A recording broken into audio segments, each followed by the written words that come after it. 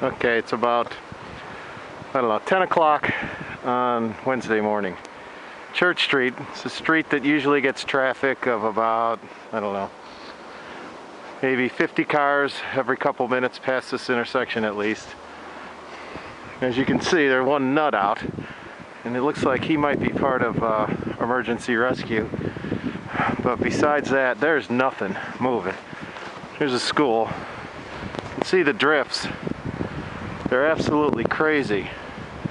You feel that wind. It's got to be, again, below zero. It's freezing my hand. And you come up here, that's a ComEd guy. You can see the drifts and the blowing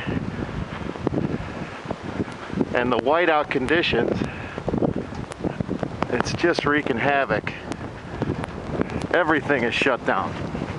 ComEd's out because 100,000 people in this area are without power. That's the only reason anyone's trekking out today. Trade hands for a minute. Look at this alley. This guy's house. The alley is just toast. This guy's car. And I said all along the blowing was going to be the problem. 19 inches we can deal with, but when it blows to 4 or 5 foot drifts, there's nothing you can do.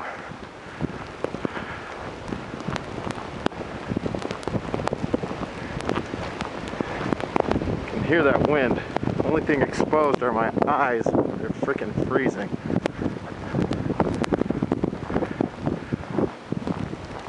See the basketball court. This is wide open here, so the wind is tough.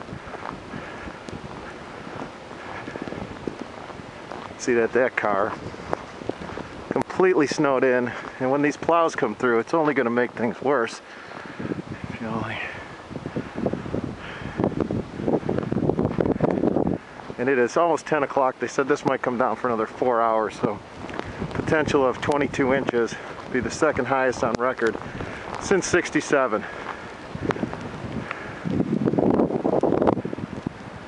It's a good day to be a kid and miss school, but it's not fun when you got a snow blowing all this crap.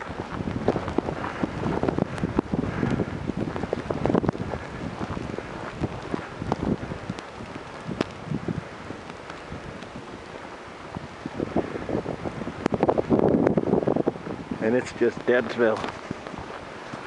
There's nothing moving on the highway, which is a couple blocks down the street.